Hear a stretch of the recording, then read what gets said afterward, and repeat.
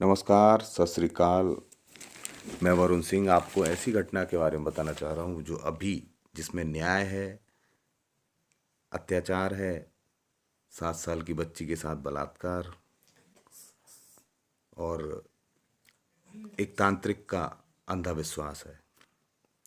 इस घटना में सारी चीज़ें हैं, लेकिन न्याय 3 साल बाद मिला, एक अच्छी बात है। कानपुर में ये घटना घटित हुई है, घाटमपुर गांव के भद्रस गांव में।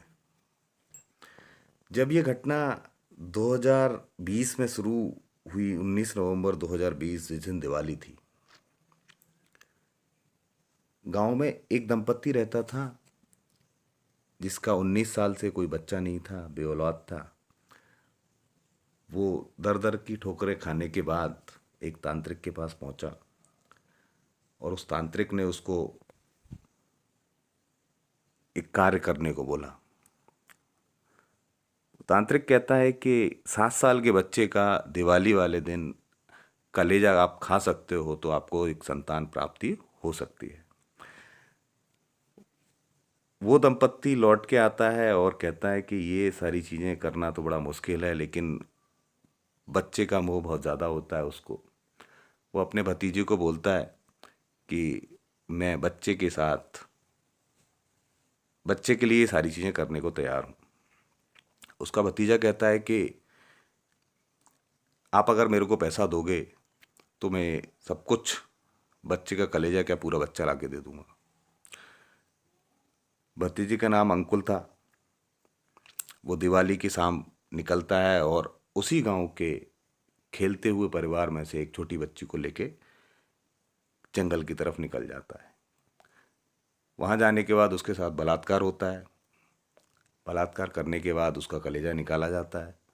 कलेजा निकाल के अपने भाई को दे देता है। भाई अपनी पत्नी के साथ वो कलेजा पका के खा लेता है। उधर उसका पिता, जिसकी बच्ची खो गई थी, वो ढूंढ रहा था।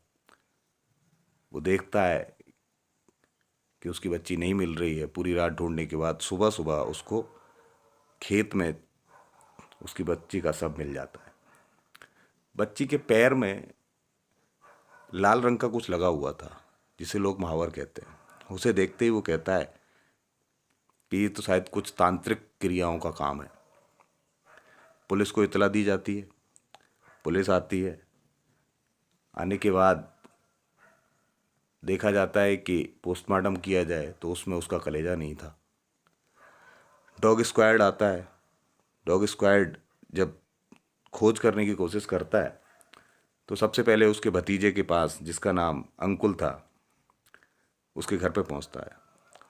वहां जाने के बाद उसको गिरफ्तार कर लिया जाता है।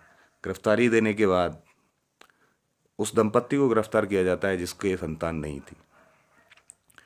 3 साल केस चलता है। लगातार केस चलने के बाद लोगों की गवाही होती हैं। जो बच्ची के साथ वो बच्ची खेल रही थी उसकी गवाही होती है। और भी लोग, जिसमें 10 गवाह थे, जिन्होंने देखा था अंकुल को और वीरेन को उस बच्ची के साथ जाते हुए, सब लोग गवाही देते हैं। गवाह देने के बाद उसको पिछले शनिवार 2023 में सजा होती है, आजीवन कारावास होता है। लेकिन इन चारों को तो सजा हो गई। सोचने वाली बात है कि मुख्य आरोपी जो वो तांत्रिक था, उस तांत्रिक को कब सजा होगी? उसके बारे में पुलिस ने क्यों नहीं सोचा? क्या उसने इन दंपत्तियों के अलावा किसी दूसरे को इस तरह से नहीं उकसाया होगा? मुख्य आरोपी वो है।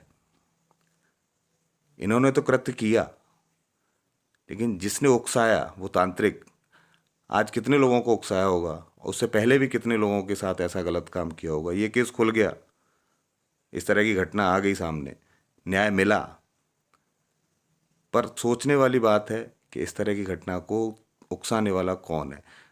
मेरा इस सारी घटना को बताने का उद्देश्य ये नहीं है, किसी को डराना नहीं है, धमकाना नहीं है, बट ये सोचना बहुत ज़रूरी है कि हम लोगों को इस तरह की घटनाओं से क्या सीख मिलती है। इस तरह के बच्चों को बाहर, स्पेशली बाहर ना छोड़ें, सुरक्षित रहें। समाज को सही दिशा में ले जाने की कोशिश है मेरी। धन्यवाद। जय हिंद। वंदे मातरम।